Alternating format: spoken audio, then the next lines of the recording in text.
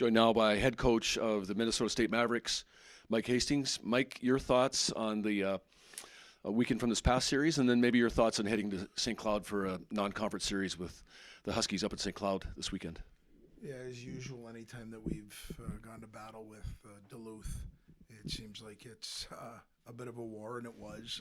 Saturday, was a really good hockey game. I think whoever was going to get a bounce was going to be the one that was going to move on, and so I thought it was a really big weekend for us as far as being able to get a sweep in our own building and close the book on our first 3 home games here at home, and then turn the page and focus on going to one of the more difficult places in the country, I think, to play is in St. Cloud.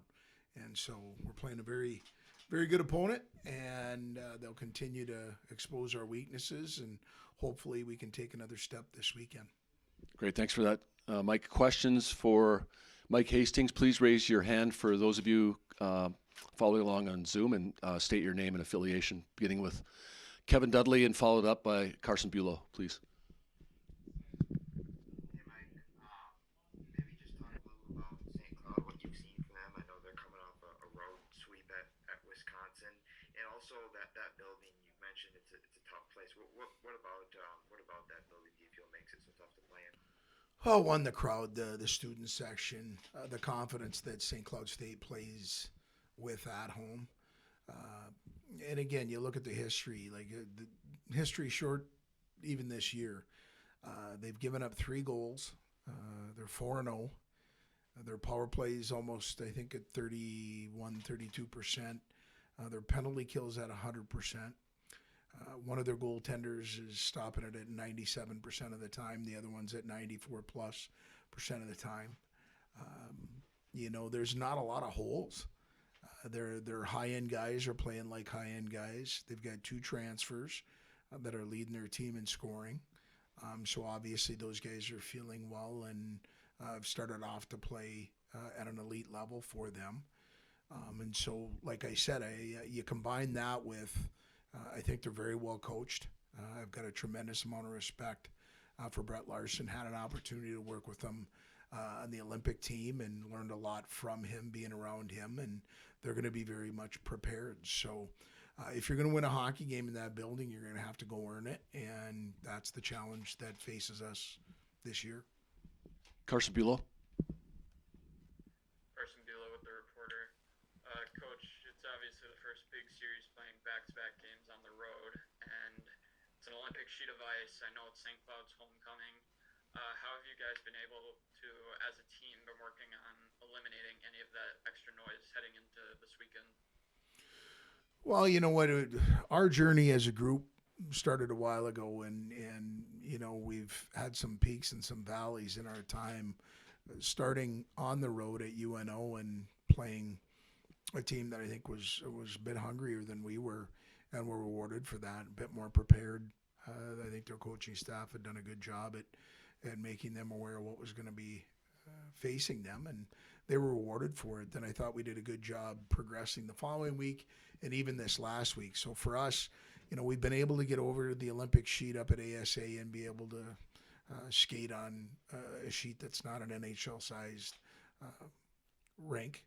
But at the end of the day, the game's going to get played wherever it's at. And it's at St. Cloud, and for us, it's been more us trying to continue to grow our game. Our power play was better last weekend. Our penalty kill did their job. We're going to have an incredible hill to climb if we want those numbers to continue where they're at, playing against who we're playing and where we're playing. So, for us, it's been a little bit more of a focus. We have done our due diligence on what we think we're going to see a little bit from St. Cloud, which is a lot of quality. Jack Hittinger. Hey Mike, this is Jack Innish for USCHO. I know you probably didn't plan it this way, but I wanted to ask you just about, obviously you played Minnesota and then UMD and then St. Cloud all in a row. I know just this year with your schedule, you had all 3 Minnesota schools right in a row there. I just wanted to ask you a little bit about doing that. I think this might be, I don't know if this is the first time you've played all of them in the same conference, regular season since sort of realignment, but that's kind of the fun. Yeah, Start the season. Oh, it's a really good question, Jack. And again, it's good to hear you again. Appreciate what you do. It's a little unique. Last year we go out to UMass. We've got some different opportunities in a non-conference. For us to be able to string together the three series with the University of Minnesota, Duluth, and then now St. Cloud. I don't know. I know I haven't seen that previously, or I can't recall that. I don't see it happening down the road. So it's a unique opportunity, not only for our players, but for our fans. Obviously, we share a lot with a sister school there at St. Cloud in Minsk. For myself, there's guys at every program that I have a lot of respect for that I consider in my peer group, also being friends, and having an opportunity to compete against them. Some of our guys here from the state of Minnesota playing against teams that have a lot of guys from our state. It's pretty unique. And so, we're just embracing it. It's been a good journey here for the first 2 weekends. I'm sure Lars is going to do everything he can to make sure that it doesn't continue in that manner. And it's a great challenge for us because we're not having to travel coast to coast. We're not having to get on a plane. We're getting on a bus, and within a couple hours, you and I think a lot of others in the state of hockey wouldn't mind seeing there being a little bit more of this and being more of a norm than an outlier when it comes to us being able to play within our borders. Luke Jackson. So Dryden, like having Alex Tracy as your new goalie, filling Dryden's shoes in that perspective, like what do you think of him now being rookie of the week with Mankato and just going forward with him? A good first step. Good first weekend for him. His first experience was at UNO, and we kind of pushed him on an island and left him there.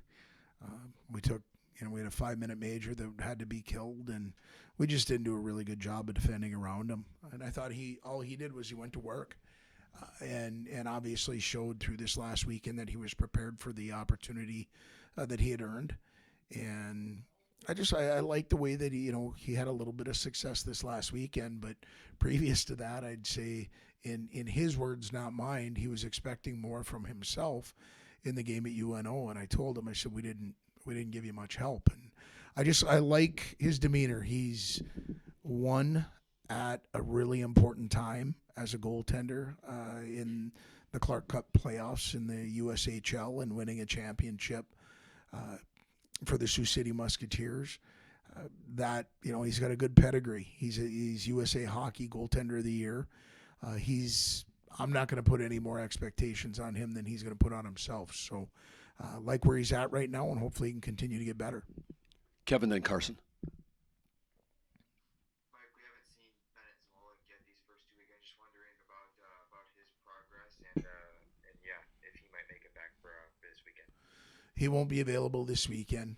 He's continuing to go through some rehab, and we're trying to get him to a point where he feels comfortable enough to get back on the ice and start to compete for us. But you won't see him this weekend, and we'll see how he is on Monday. Carson. Coach, you mentioned your history with Brett Larson, both coaching against him and during the Olympics.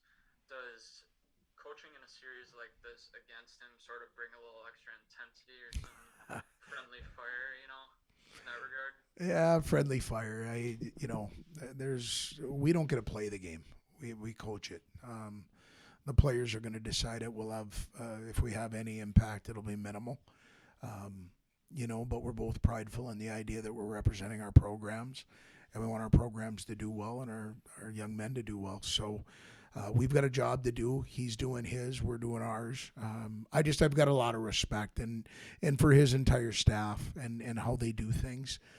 Anytime that we've played them, whether we've won or we've lost, we've become a better hockey team.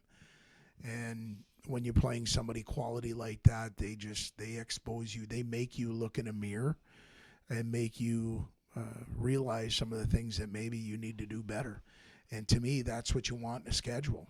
And so I can't say it's it's what's on our schedule, which means it's the most important games that we have. We can't do anything about the 4 that we've played, and all we can focus really on right now is us having a really good Thursday and getting prepared for Friday.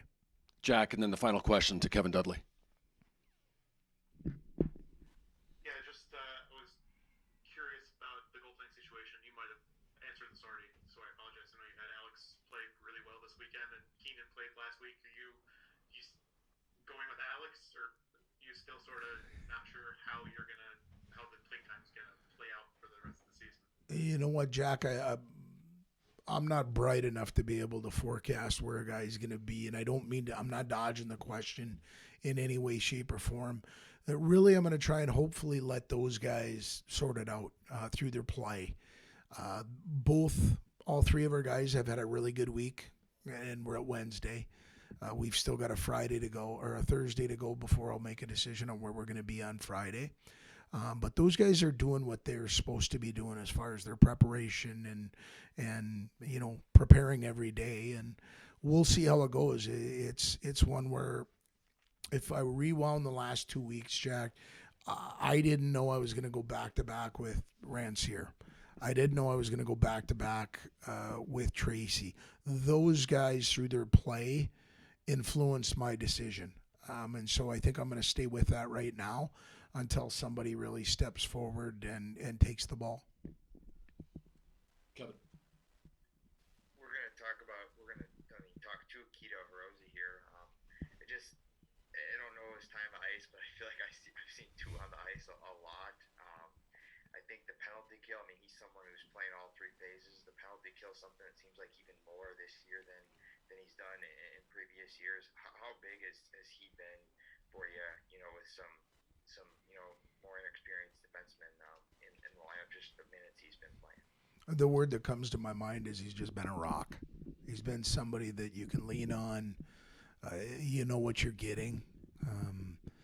When you see a player go from their freshman, sophomore year into their junior year, you really hope that there's a big jump there. And not just production-wise, but his maturation, his calmness down at that end of the bench is something that our other guys can look to. But he's been a rock for us, running the power play, being a penalty kill. I think example setter and 5-on-5. But between him and Jake Livingstone, those guys are playing major minutes for us, and those minutes have been very quality. But I really like where Akito's game is right now. Thanks, Mike. Good luck this weekend. Thank you.